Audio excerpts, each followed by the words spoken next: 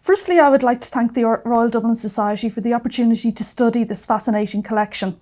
The archivist Natasha Cern was always welcoming and generous with her knowledge of the collection, as was the former librarian Gerard Whelan and the current librarian Lara Musto. In addition to the digitised RDS publications which are available online, I relished reading the archival sources such as the handwritten minutes of the Committee of Manufacture and the scrapbooks, which included tickets, handbills, cartoons and clippings. So this lecture will concentrate upon the two Royal Dublin Society exhibitions which took place in the 1860s, namely the Exhibition of Fine Arts and Oriental Arts of 1861 and the Exhibition of Manufactures which followed in 1864. Both reveal the interactions between the society, manufacturers, retailers and consumers. This decade was a pivotal one in the history of the RDS, during which three governmental reports inquired into how scientific design and education should be funded and conducted in Ireland. Neither of the 1860s exhibitions were on the scale of the 1853 Great Exhibition, organised by the RDS in conjunction with and mainly funded by the railway magnate Dargan. I will refer in passing to that landmark 1853 event, however the topic will be amply covered by the forthcoming bicentenary events which will take place in 2023. The 1860s exhibitions, which were organised solely by the RDS, provide a useful case study with which to explore the aims and hopes of the Society during this challenging time. They also reveal the Society's considerable organisation skills and its progressive and improving aims. What did these displays look like? Did they generate sales and influence taste? Did they succeed in their aims of encouraging and improving manufacturing in Ireland? Did they prosper financially? These are the questions that I've attempted to address with my research. Both exhibitions took place at a time when the Royal Dublin Society and other cultural institutions in Ireland were under scrutiny from external bodies such as the London-based Department of Science and Art. The amalgamation and rationalisation of Irish institutions was mooted as staff at both the RDS and the Museum of Industry were asked to validate the utility of their respective institutions. The minute books of the Manufacturing Committee proved an essential primary resource for tracing the conception and organisation of the RDS exhibitions. The membership of this committee was comprised of businessmen, professionals and members of the landed class. A close reading of the newspaper coverage of these exhibitions also reveals the class tensions and competing factions that were at play. Before I move on to the 1860s exhibitions, I want to acknowledge the writers and academics whose work in the Royal Dublin Society and other Irish cultural institutions informs this research. Historians of the Royal Dublin Society include Stephen Gwynn, Kevin Bright, John Turpin, Henry Barry, Fergus Mulligan and Richard J. Moss. Aisling Malloy's paper on the origins of the ceramic collections at the National Museum of Ireland and Clara Cullen's research on the Museum of Irish Industry are also invaluable. Gerald's 1997 article exploring the interplay between the RDS and the London institutions approached the topic in an interesting anti-imperialist manner. The RDS cannot be considered in isolation from the histories of other societies, cultural institutions and associations. The work of Mary Burke on Irish museums, Elizabeth Crook on the history of the National Museum of Ireland and Sharon Murphy's recent history of the Natural History Museum in the mid-19th century formed the backdrop of this research. Mairead Dunleavy's Pomp and Poverty, A History of Silk in Ireland, revealed the history of many of the manufacturers who featured in the exhibits. Charles Mullen's work on the history of Irish science and Juliana Adelman's history of the communities of science in 19th century Ireland were most useful in providing an overview of the complex scientific networks of the period, whilst Janice Helen's book on home industries and Stephanie Rain's publications on industrial exhibitions and Irish consumer taste provide a useful backdrop with which to consider the 1860s exhibitions.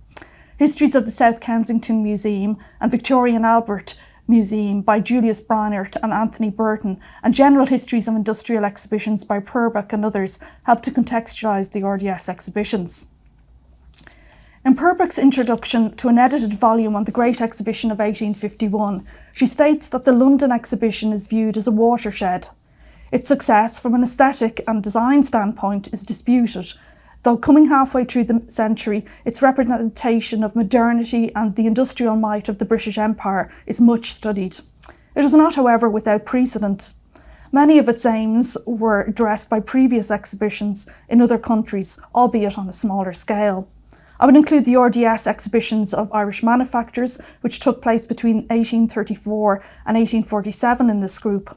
According to the RDS itself, the Irish International Exhibition of 1850 was, and I quote, "the first, is believed, of its kind ever held in the United Kingdom." Indeed, Henry Cole, the organiser of the Great Exhibition of Works of Industry of all nations, visited the 1850 Dublin exhibition to research the manner in which the Irish exhibition was laid out and planned. The report, which is held in the Royal Collections Trust, is telling in its analysis of the Dublin exhibition. Over 20 pages, Cole evaluated the classification of the Irish exhibits: wall space, out-of-doors arrangements, numbering and ticketing, labels, catalogue, admission, circulation of visitors, expense of working machinery and certificates.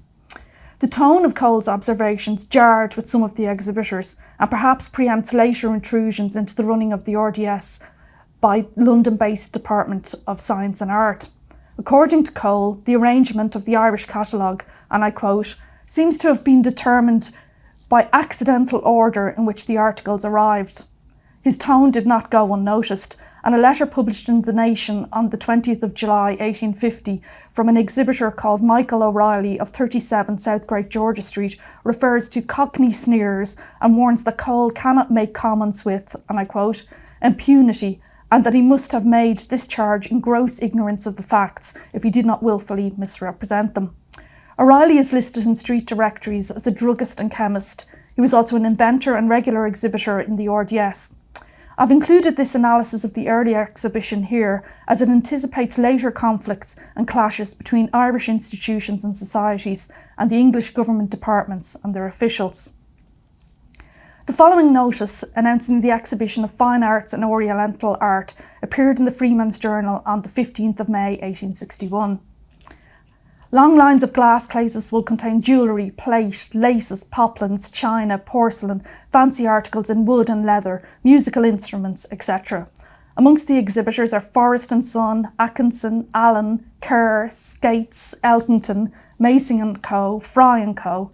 A handsome fountain in the centre of the hall, and from which water will constantly be playing, has been sent by Edmondson and Co., who will also contribute a variety of beautiful articles in metal. The Skates mentioned in this notice was the firm of John Skates, located at College Green, Dublin, a manufacturer of musical instruments who exhibited treble and baritone concertinas. Fry & Co. were a Irish poplin manufacturer. Forrest and Sons was a clothes shop at 100 and 101 Grafton Street. A full programme of musical events were part of the 1861 exhibition, and newspaper articles highlighted the system of gas lighting and illuminated the site. The logistics of organising the 1861 and 1864 exhibitions was considerable, given the quick turnaround. Applications to display were issued 3 months before the event.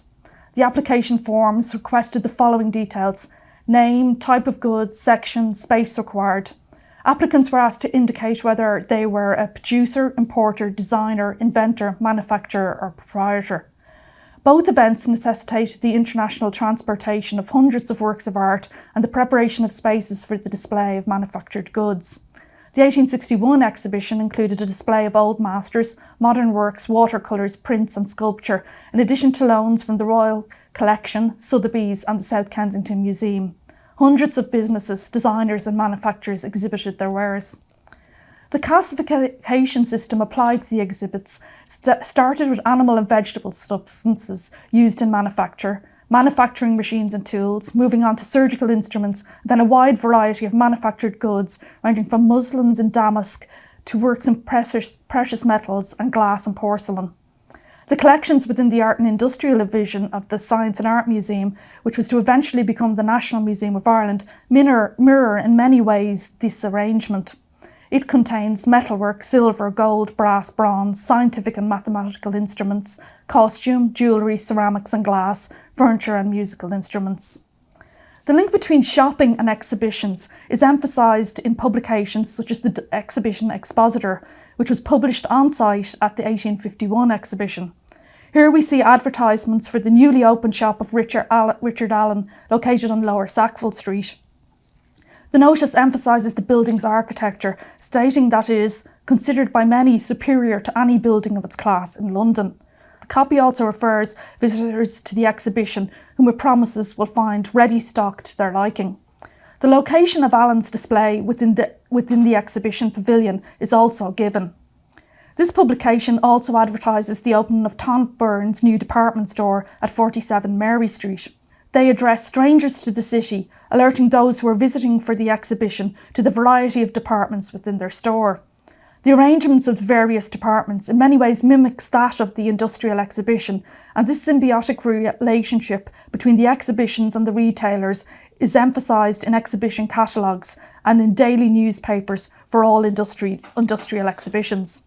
Visiting the city's shops was another part of the exhibition experience and points to the notion of shopping as a leisure pursuit for the rising middle classes. There is some evidence of the type of enterprises discussed by Janice Helland in her book British and Irish Home Arts and Industries 1880 to 1914. For example, Mrs. Doherty of Castle Street, Sligo displayed, and I quote, ornaments of horsehair, all made by the poor peasant girls in the glens and mountains of Sligo and exhibited for the benefit of poor peasant workers. Lady Louisa Tye exhibited lace made by the poor women of Inistioge, County Kilkenny. However, the majority of exhibitors were operating on a larger commercial and manufacturing scale, as suggested by the machines on display and advertised as being in operation in Ireland. The 1861 exhibition also included a travelling exhibition from the South Kensington Museum, displaying works in metal such as a 16th century Italian chased ormolu incense burner. Watches and jewellery included an Indian gold filigree ear pendant, coins and gems, portrait medallions, and a large range of electroplated copies of works in metal.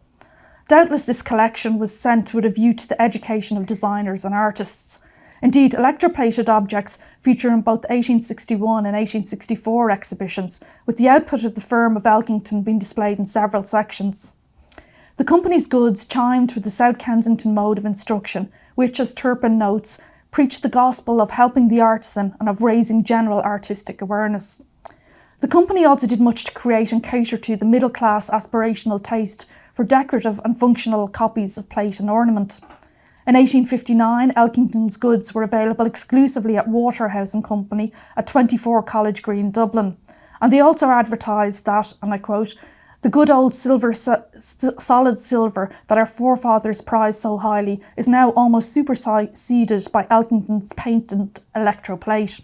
Elkington were represented not only in the industrial exhibitions and the capital's main shopping street, but also in the collections of the Dublin Museum of Science and Art, which would eventually become the National Museum of Ireland.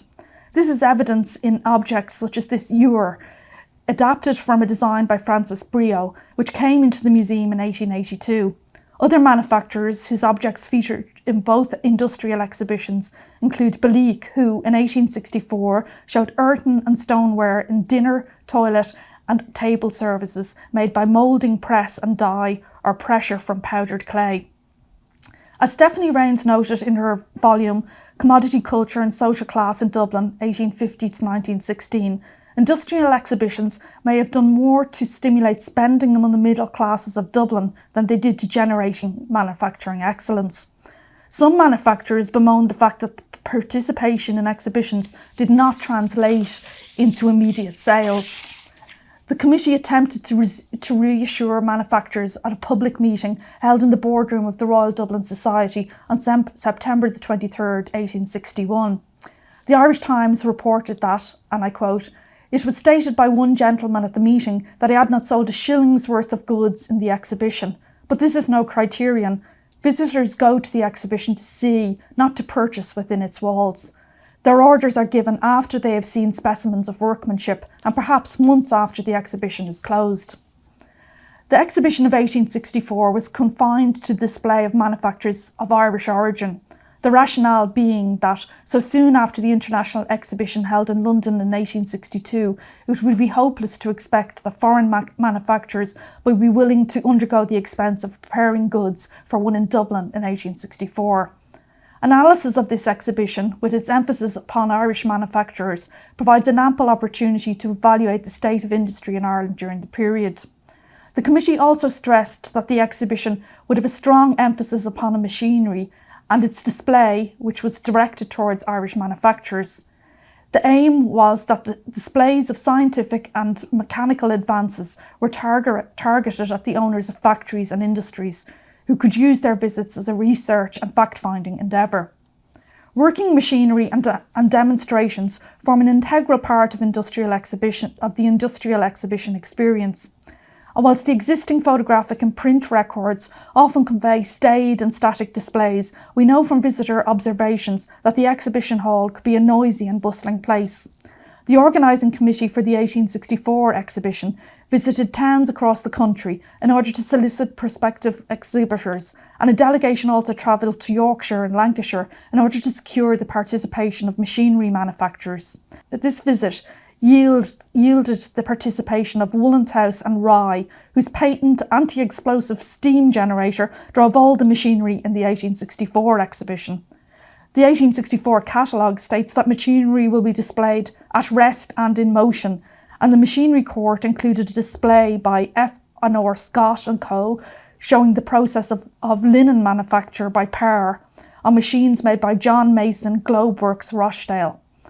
Johnston and Carlisle put on a display of weaving linen by Pearloom using yarn spun and prepared from Irish flax, whilst T. Robinson and Sons, Rochdale, England, exhibited their steam and woodworking machinery in operation. The audience experience of industrial exhibitions is difficult to ascertain. Beyond attendance numbers, we have to glean the public's responses through passing mentions in letters, diaries, or in anecdotal responses or notices in newspaper articles.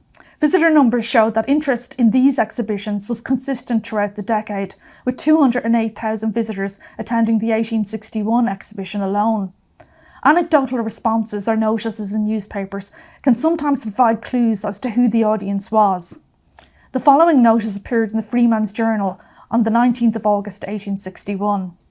Lost at the Royal Dublin Society in the art exhibition or on leaving, a cambric handkerchief with a deep border of shamrocks worked on the edge, with the initials BBW in the corner.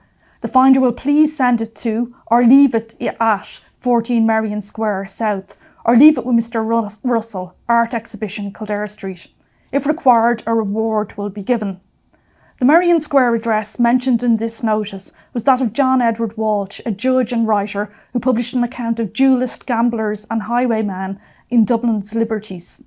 The handkerchief most likely belonged to his wife, Blair Belinda Walsh, and the event was a special evening opening of the exhibition to the Association for the Promotion of Social Science. During this event, only members of the association and RDS were permitted entry. The association, which pursued issues in public health, industrial relations, penal reform and female education, held its congress in Dublin in that year. Its founder, Lord Brougham, was in attendance. That industrial exhibitions were of interest to women is acknowledged through the introduction of the ladies' season tickets for the exhibition of manufactures, machinery and fine art in 1864. Not all the attendees of the exhibition were drawn from the upper class like Blair Belinda Walsh. The Committee of Manufacturers were keen to have a reduced entry fee on certain days, targeting what they called the working classes and lower orders, whom they felt would be more available on Saturdays. The behaviour of the lower orders in public places was much debated during this period, with the decision to open the Botanic Gardens to the public on Sundays forming a backdrop to the governmental reports. The notion of who can visit the RDS facilities was an ongoing one in public platforms. Much of this feeds into conceptions of a national museum and library and who had the right to access collections and facilities funded through the public purse. What happened to the goods that were displayed in these exhibitions? The terms and conditions associated with the 1864 exhibition included the stipulation that goods should be sold but could not be removed from the exhibition site until the final closure date. Most were taken back into the stock of the manufacturers and shopkeepers. The minutes and regulations deal at length with the stipulations surrounding the prompt removal of items from the exhibition hall once closed. The following plan gives us an indication of what the RDS museum and spaces looked like during the 1860s and shows how the space had developed. The plan of the site was published as part of the 1864 Select Committee Report on Scientific Institutions in Dublin. It included sheds and yards which were adapted for various exhibition and display purposes during the 1860s. Locations marked include the Shelburne Yard, which was roofed over in 1864, a lecture theatre and laboratory, Clare Yard, and an agricultural hall and museum. Maurice Craig's essay on the Society's buildings refers to the complexity of the site and the confusing series of additions and alterations which were made in the 1860s. The new Natural History building had opened. However, the RDS continued to hold exhibitions, lectures and talks at the Leinster House complex. There was not a wholesale move of displays and exhibitions to the new Natural History building. Indeed, the Natural History Museum, according to the testimony of Alexander Cart in 1863, was not, and I quote, "not at present placed out for exhibition in consequence of want of funds for the purchase of necessary cases." The minutes of the meetings of the Manufacture Committee include debates on the display of agricultural implements, manufactured and designed goods. The following images give some indicator as to what the spaces on the plan looked like in the 1860s. The RDS archivist Natasha Cern and I concur that this image most likely shows one of the galleries of the 1861 exhibition of Fine Arts and Ornamental Arts. The photographers Miller and Simonton, whose stamp appears on these prints, were in partnership between 1857 and 1862, thus making the 1861 exhibition the most likely one depicted. The photographs show a crowded hang with wall space from floor to ceiling. According to Bright, the exhibitions held in Kildare Street in the 1860s were expected to cover their costs but not necessarily to produce a surplus. Private guarantors were required, and this, mainly Dublin-based group, provides a vivid picture of the business community's interactions with the society. Many worked from premises in the city centre, and an examination of their workshops and retail outlets gives an indicator of manufacturing consumer culture of the period.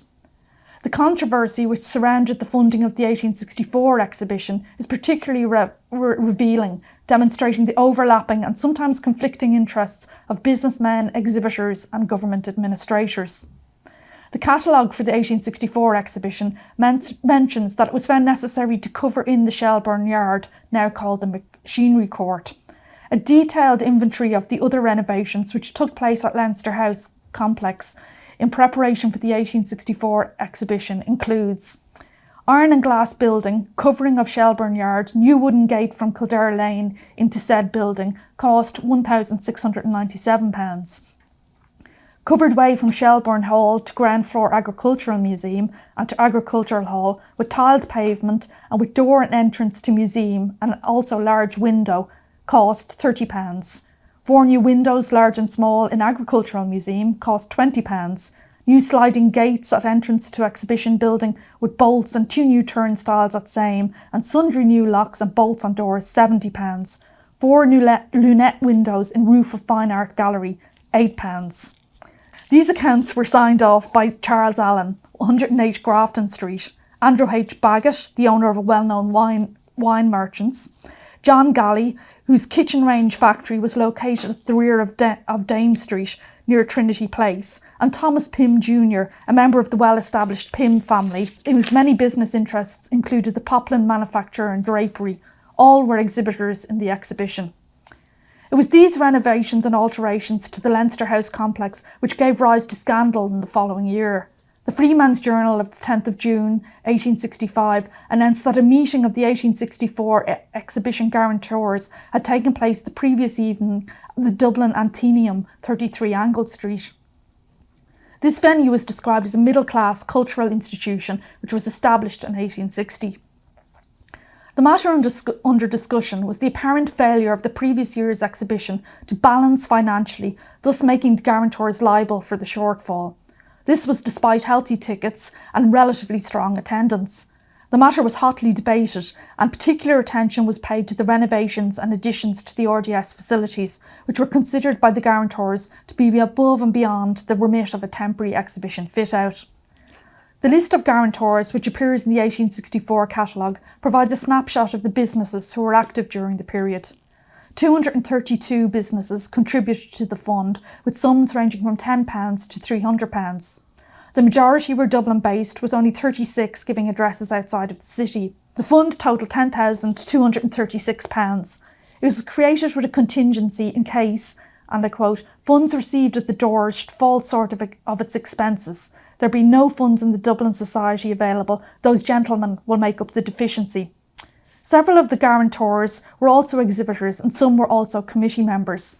There does not appear to have been any barrier to being both an exhibitor and a guarantor, and indeed this was to prove problematic, especially for those businessmen who were on the RDS Finance Committee and who had signed off on the renovations. The dispute rumbled on until the end of the year, with many meetings and differences of opinion. Some felt that all guarantors should be called upon, whilst others thought that those who resided outside of Dublin could not be expected to pay for amenities that they would never use. A final meeting of the guarantors took place on December the 7th, 1865. After much debate, it was suggested that the buildings erected by Grenton and Co. of Drogheda, who were also guarantors for the exhibition, should either be sold or dismantled. No consensus was arrived at. However, in the end, the agricultural hall was removed to Ballsbridge, whilst the other buildings were either sold or broken up. During this period, 3 reports or inquiries were conducted, which were to impact upon the future of the RDS. In 1862, a report examined the Royal Dublin Society, the Museum of Industry and the system of scientific instruction in Ireland.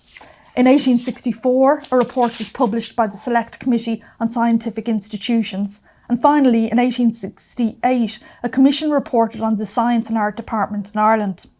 I found these reports to be an invaluable source of first-person testimony, revealing what the conditions were like in the day-to-day running of the RDS Museum and also the organisation of the Society's exhibitions. A letter from Henry Cole to Sir Charles Beaumont Phipps, held in Prince Albert's official papers in the Royal Collection and dating from 1853, preempts the tone and line of question to be found in much of these reports. In it, he says, "It is a difficult but interesting task to reconcile an Irish corporation to the surrender of public money." As a scientific body which received state aid, the Royal Dublin Society came within the orbit of the Department of Science and Art. In addition, this department also oversaw the Museum of Irish Industry, the Irish Geological Survey and the Provincial Schools of Science and Design. In 1862, an amalgamation of the Royal Dublin Society with the Museum of Irish Industry was suggested. By 1867, the Museum of Irish Industry had been suppressed in favour of the College of Science.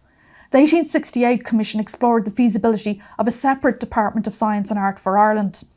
As per the 1868 proposals, the Royal Irish Academy would lose out, with its museum and collections mooted to be moved to Leinster House. In 1877, the Government Department of Science and Art took over the buildings and collections of the RDS, including that of the defunct Museum of Irish Industry.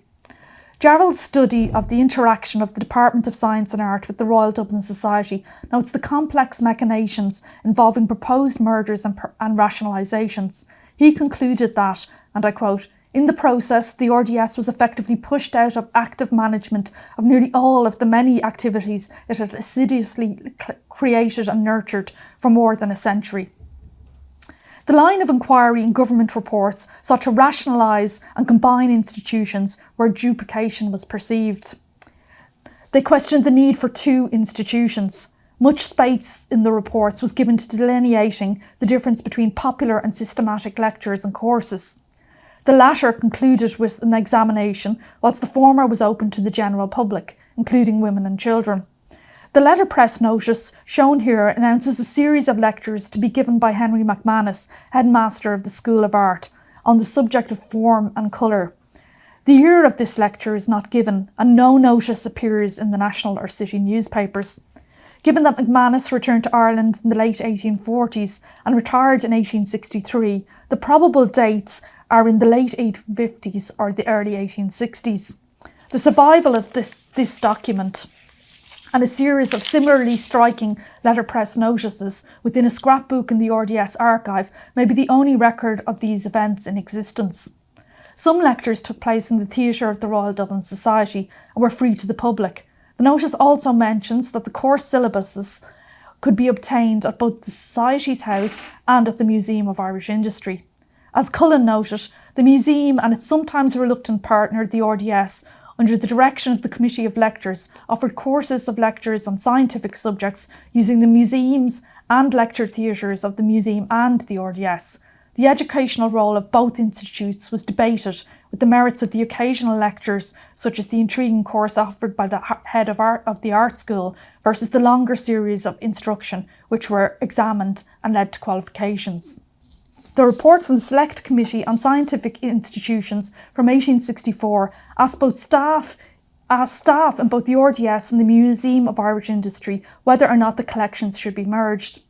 E. Senior, a life member of the Royal Dublin Society and a member of the Council of the Society, felt that, concentrated, they would be more useful and their contents more available. While elsewhere we hear that, and I quote, "The object of the Science and Art Department is to afford assistance to the industrial classes in procuring instruction in science and to leave the middle and upper classes to their own education." We also find notions and conceptions of class and public utility debated. Both 1860s exhibitions took place during a period of debate as to whether or not the Botanic Gardens should be open to the public. Would they know how to behave? For example, with regard to the Sunday opening of the Botanical Gardens, we hear the following, and I quote, "Thousands of persons of middle and lower ranks are to be seen every fine Sunday enjoying the garden and the conservatories, and the neatness of their dress is remarkable, as is the correctness of their behaviour." These debates and concerns were also heard with regard to attendance at the industrial exhibitions of 1860s, and also in later debates questioning who had the right to avail of the Royal Dublin Society and Royal Irish Academy facilities, and the need for a national museum and a national library. The debates surrounding these changes are encapsulated in the following cartoons, which, although later than the 1860s, lampooned the interference in Irish cultural affairs by English bureaucrats and institutions. Both appeared in Pat, the weekly satirical periodical published and printed in Dublin by W.P. Swan, and also in its successor, The Irish Diamond. The first cartoon depicts two bored-looking civil servants in an office surrounded by maps and papers. A calendar on the wall is titled Sporting Tissue. This was a racing form published on Saturdays. The cartoon is entitled How It Is Done. The following text appears. First Treasury Clerk: "I say, chappie, it's 5 minutes to 4 and we have time to arrange that confounded Dublin Museum. We have to put it somewhere and give the job to somebody." Second Treasury Clerk: "Bless if I know where Dublin is, but stick the building somewhere or anywhere and give the contract to Snooks. He is an indifferent architect, but a jolly good tennis player, and it is done."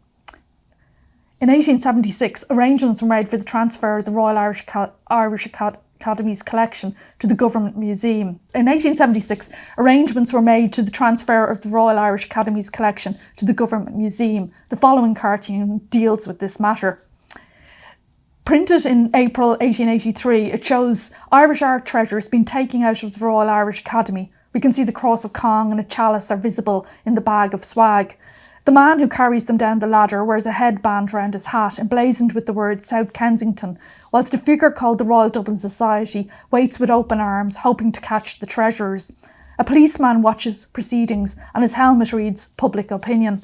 The caption underneath reads, South Kensington, look here Dublin Society, you just help me make off with these treasures which I have had an eye on for so long, and will make it square with you. RDS, all right, lower away.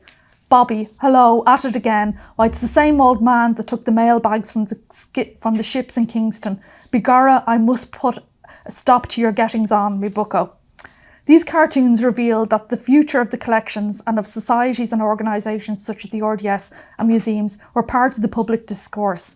They also echo the misgivings of the RDS and other association staff as to the role played by the London-based civil servants and populations.